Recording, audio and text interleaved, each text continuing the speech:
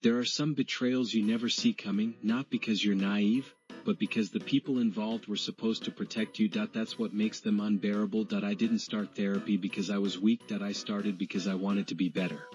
My relationship had been slowly suffocating me, quietly, politely, without drama. On the surface, everything looked fine. We lived together. We shared routines. We laughed at the same shows. But inside, I felt like I was disappearing. My boyfriend Ethan used to listen to me. Really listen. Over time that stopped. Whenever I tried to talk about how distant he'd become, he'd sigh. Tell me I was overthinking. Tell me I was too sensitive. So I did what people say you should do. I sought help. Her name was Dr. Lila Morgan. Calm voice. Warm smile. Perfect posture. The kind of therapist who makes you feel safe within minutes. The first session she said something that stuck with me. This is a judgment-free space, she said. You can be completely honest here. And I told her about the loneliness. About the way Ethan's phone never left his hand anymore. About the growing fear that I was becoming inconvenient in my own relationship. She listened carefully. Took notes. Nodded at the right moments. You're not imagining this, she said gently. Your feelings make sense. That validation felt like oxygen. For the first time in months, I walked out of a room feeling lighter. I told Ethan about therapy that night. I think it's helping, I said. He smiled, too quickly. That's good, he replied. I'm glad you're getting support. Something about his tone felt off. But I ignored it. I kept going to therapy every week. And slowly things started to change. Not in my relationship. I became more confident. More aware of patterns. More honest about what I needed. Dr. Morgan encouraged me to communicate more openly with Ethan. Helping, smiled, support. Tone off, ignored. Therapy changed, confident. Communicate openly, Ethan. Invite him into your healing, she suggested. Not as an adversary, as a partner. So I did. I asked Ethan if he'd consider joining me for a session. Just one. He hesitated. Then said yes. That should have felt like progress. It didn't. The joint session was strange. Dr. Morgan was warmer with him than she'd ever been with me. Not inappropriate, just different. She laughed more, held his gaze longer. Asked him questions she'd never asked me. How do you handle stress? What helps you feel understood? I sat there, feeling oddly invisible. When we left, Ethan was quiet. Later that night he said, "She seems really insightful." I agreed, but something in my chest tightened. Over the next few weeks, small things started bothering me. Ethan suddenly became very interested in my therapy schedule. He'd ask what days I went, what time, how long sessions lasted. Dr. Morgan began mentioning Ethan more often in my individual sessions. He seems emotionally guarded, she'd say, but there's depth there. It felt intimate, too intimate. One evening, I had to reschedule my session unexpectedly. I emailed her. She replied quickly. No problem, she wrote. Same time next week. Except, the timestamp said she'd replied during the hour she was supposed to be in session with someone else. That was my first moment of unease. Therapists don't casually check email mid-session. I brushed it off. I wanted to believe in the integrity of the process. And the safety of the space. Then one night, everything shifted. Ethan said he'd be late coming home. Work thing, he explained. Hours passed. I checked his location. Something I rarely did. He was across town, near Dr. Morgan's office. My heart started racing, but my brain rushed to defend him. Coincidence? Office building? Multiple professionals. I told myself I was paranoid. When he came home, he didn't mention where he'd been. I didn't ask. But I stopped sleeping well after that. The feeling didn't go away. It grew. And with every session, every polite smile, every reassuring word, I had no idea I was sitting in a room with someone who wasn't helping me heal. She was quietly becoming part of what would break me. After that night, I became hyper-aware of everything. Not in a dramatic way. In a quiet, unsettling way. The kind where your body notices things before your mind is ready to admit them. Ethan started coming home later more often. Always with reasonable explanations. Always just believable enough. Dr. Morgan, on the other hand, started changing in ways that were harder to explain. She began ending my sessions early. 5 minutes here.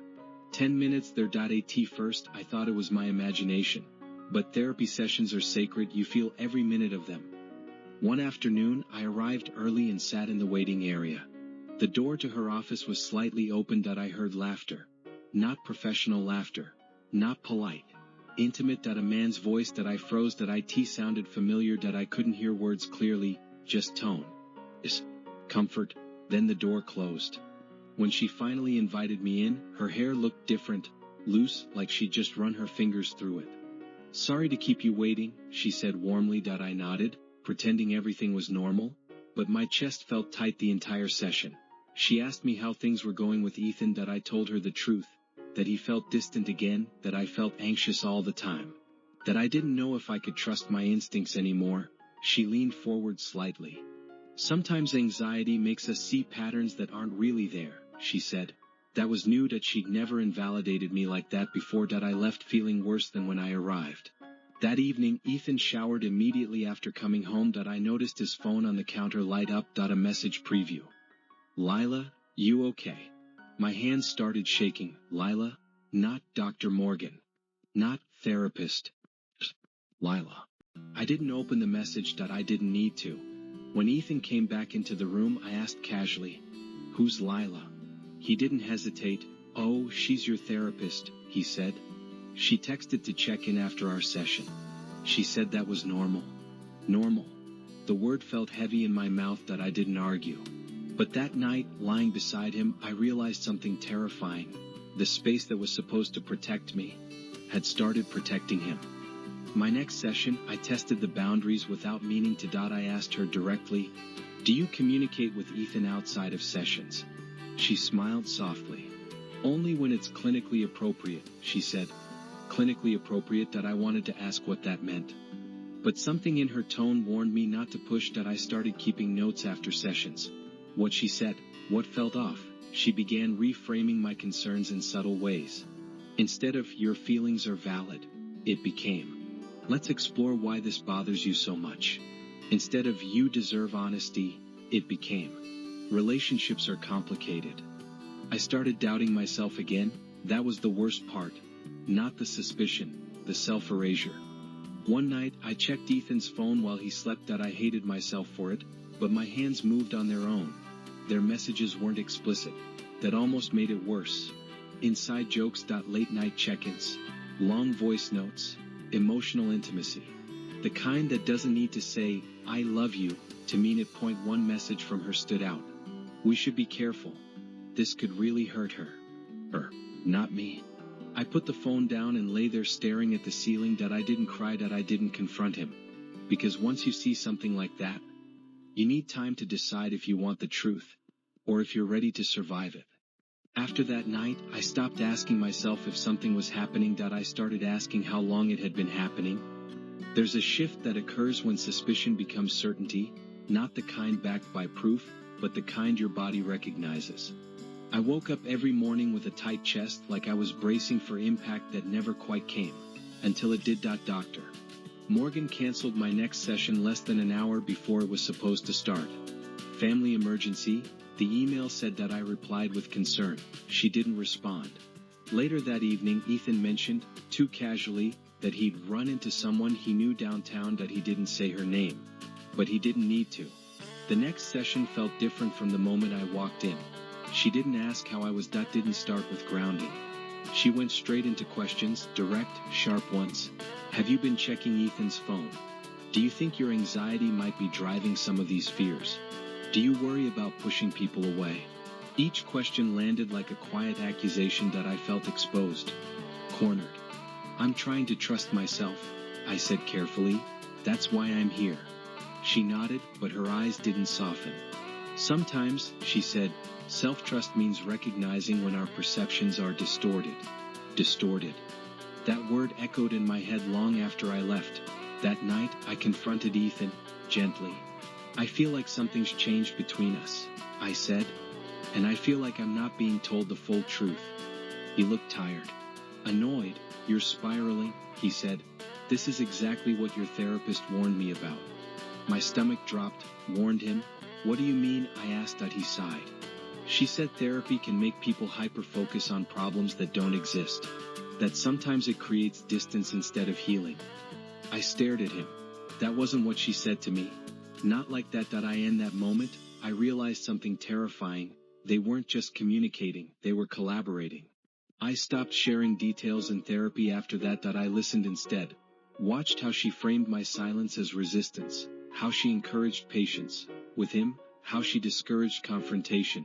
Give him space, she'd say. Let things settle. But things don't settle when they're rotting. A few days later, I noticed a charge on Ethan's card at a hotel. Midweek. 2 hours. When I asked him about it, he didn't lie. Not fully. I needed space, he said. Things have been intense. I nodded. Inside, something went very still. I skipped my next therapy session without explanation. Dr. Morgan emailed twice. Then called. I didn't answer. Nodded, something very still, skipped therapy session. Dr. Morgan emailed twice, didn't answer. That silence, my silence, felt like the first boundary I'd set in months. I hired a different therapist. Someone outside our circle. Someone neutral. I told her everything. She didn't hesitate. What you're describing, she said carefully, is a severe ethical violation. Hearing those words felt like being pulled out of water. I wasn't crazy. I wasn't insecure. I was being manipulated by two people I trusted in completely different ways. The new therapist helped me plan. Not revenge, clarity. Get confirmation, she said. Not to punish, but to protect yourself. So I did that. I checked Dr. Morgan's professional calendar, publicly visible. I checked Ethan's work schedule. The overlaps were impossible to ignore. Same days, same times, different excuses. I felt sick. But I also felt awake. Because once you see the pattern clearly, you stop asking them to explain it. You start deciding what you're going to do next. And for the first time since this began, I wasn't trying to save the relationship. I was trying to save myself. Once you stop hoping you're wrong, the truth becomes impossible to ignore. I didn't confront either of them right away. Not because I was scared, but because I wanted to understand the full shape of what had been done to me. I started pulling away from Ethan emotionally, not in obvious ways. Just enough to notice how quickly he filled the space elsewhere. He spent more time on his phone. Left the room to take calls. Smiled at messages he never shared. And Dr. Morgan. She sent one last email. I've noticed your disengagement, she wrote. Therapy requires consistency to be effective. Consistency. From someone who had quietly crossed every line she was trained to protect. I didn't reply. Instead, I requested my full therapy records. She delayed, asked why, suggested a closing session. I refused. The records arrived a week later. Some notes were missing. Others were vague, carefully worded, but one line stopped me cold. Client exhibits heightened emotional dependency. Risk of misinterpreting interpersonal dynamics. That's how she framed me. Unstable. Unreliable. That note wasn't for healing. It was insurance. I forwarded everything to my new therapist. This is grooming, she said quietly. Not sexual at first, but emotional. And then it crossed into something else. Hearing that made my stomach turn, because it meant my pain had been useful. I confronted Ethan that night. Not with accusations, with facts. I know you've been seeing her. I said. He didn't deny it. He just looked relieved. We didn't mean for it to happen like this, he said. It just developed. Developed, like a weather pattern. You watched me fall apart, I said, and you kept going. He looked away. She understands me, he replied, in ways you couldn't. That hurt, but not the way he expected. Because in that moment, I finally saw him clearly too. Not as someone conflicted. As someone who chose the easiest exit. I packed a bag that night. Not in a rush. Not in tears, just quiet determination. As I walked out, he said something that will stay with me forever. She helped you, didn't she? I stopped at the door. Yes, I said. She helped me see. I blocked them both. Changed my number. Canceled the lease. And for the first time since this began, I felt something close to calm. Not because it was over, but because the gaslighting had stopped. The truth doesn't always come with closure. Sometimes it comes with distance. And sometimes, that's the beginning of healing. Leaving didn't feel dramatic. It felt empty. I stayed with a friend at first. Slept on a couch that smelled like clean laundry and unfamiliar comfort. Everyone kept asking if I was okay. I kept saying yes. But okay is a word people use when they don't know how to explain the damage yet. The hardest part wasn't missing Ethan. It was missing the version of myself that believed people were safe. I kept replaying sessions in my head. Things Dr. Morgan had said. Moments I had trusted her voice more than my own, and every memory felt contaminated. My new therapist warned me about this phase. The grief comes later, she said. First comes shock. Then anger. Then self-blame. She was right. I blamed myself for not seeing it sooner, for trusting too easily, for confusing professionalism with care. Some nights I wanted to scream, other nights I felt nothing at all. Then the email started, not from Ethan, from Dr. Morgan, short, professional, detached. She wanted to discuss closure, to clarify misunderstandings. I didn't respond, but my body reacted anyway. My hands shook. My chest tightened. Even in silence, she still had power. That's when I decided to report her. Not out of revenge, out of responsibility. I gathered everything, emails, messages, notes, timelines. My new therapist helped me write the complaint. Each sentence felt like tearing something open, but also like reclaiming ground. The board acknowledged receipt 2 weeks later. I cried when I read the email. Not because of relief. Because for the first time, someone believed me without questioning my sanity. Ethan tried to reach out once. A voicemail. I never meant to hurt you, he said. I hope one day you understand. I deleted it. Understanding doesn't heal betrayal. Distance does. Months passed. Slowly, I started to trust small things again. A friend's laugh. A quiet morning. My own instincts. I learned something crucial in that time. Healing doesn't come from answers. It comes from boundaries. And every boundary I set, every no, every silence, felt like a piece of myself returning. I didn't get an apology. I didn't get closure. But I got something better. Clarity, and that changed everything. Time didn't fix everything, but it created space. Space to breathe without bracing. Space to hear my own thoughts again. I moved into a small apartment of my own. Nothing fancy, just quiet. The first night there, I slept on the floor with a blanket and a pillow. And for the first time in months, I slept through the night. No dreams. No panic. Just rest. I stopped introducing myself through what had happened to me. I wasn't the girl whose boyfriend cheated with her therapist. I was just me. Some days were still heavy. Triggers came out of nowhere. A waiting room. A clipboard. The word, session. But I didn't run from them. I learned how to sit with discomfort without letting it define me. The investigation moved slowly. I tried not to obsess over it. Justice isn't a straight line. It's a long, quiet process. One afternoon, I got a call from an unknown number. I almost ignored it. But something told me not to. It was the licensing board. They couldn't give details, but they confirmed the complaint was being taken seriously, that there were other reports. I hung up and cried. Not out of victory. Out of grief for how many people had been hurt before me. Ethan never tried again. I heard through mutual friends that things with Dr. Morgan hadn't lasted. Of course they hadn't. Relationships built in secrecy don't survive daylight. That knowledge didn't satisfy me, but it freed me. I started journaling, not about them but about myself. What I wanted, what felt safe, what I would never tolerate again. I learned to trust my body's warnings, that tightness in my chest, that pause before words. They weren't weakness, they were wisdom. One evening, I caught my reflection in the mirror and smiled. Not because everything was perfect, but because I recognized myself again. I hadn't lost my ability to trust. I had refined it. And that made all the difference. I used to think betrayal was loud, explosive, obvious. But the most damaging kind is quiet. It wears the face of care. It speaks in calm voices. It tells you it knows what's best for you. That's what hurt the most. Not that my boyfriend cheated, but that the person trained to protect my mind used it instead. For a long time, I questioned whether I'd ever feel safe opening up again. Whether intimacy would always feel like a risk. But slowly, I learned something important. Trust isn't about blind faith. It's about informed choice. I didn't stop believing in people. I just stopped ignoring red flags when they appeared. I also stopped romanticizing pain. Therapy isn't supposed to make you smaller. Love isn't supposed to make you doubt your reality. If it does, that's not growth. That's harm. I shared my story carefully. with people who listen without trying to fix it. And every time I spoke it out loud, it lost a little bit of its power. I wasn't ashamed anymore. The shame belonged where it always had. Not with me. I still go to therapy, with someone who respects boundaries, who listens more than they speak. Healing didn't erase what happened, but it integrated it.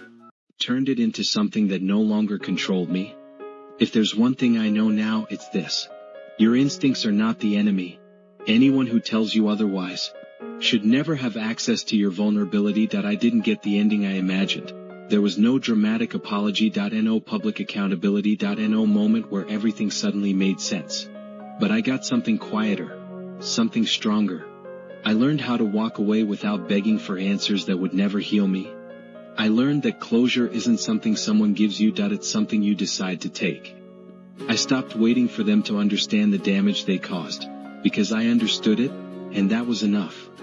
If you're listening to this and something feels familiar, if you've ever trusted someone who used that trust against you, please hear this. You are not weak for believing, you are not broken for caring, and you are not wrong for walking away. Some betrayals don't just end relationships, they wake you up. And once you're awake, you don't go back to sleep just to make others comfortable. This chapter of my life is closed now. Not because it stopped hurting, but because it stopped defining me.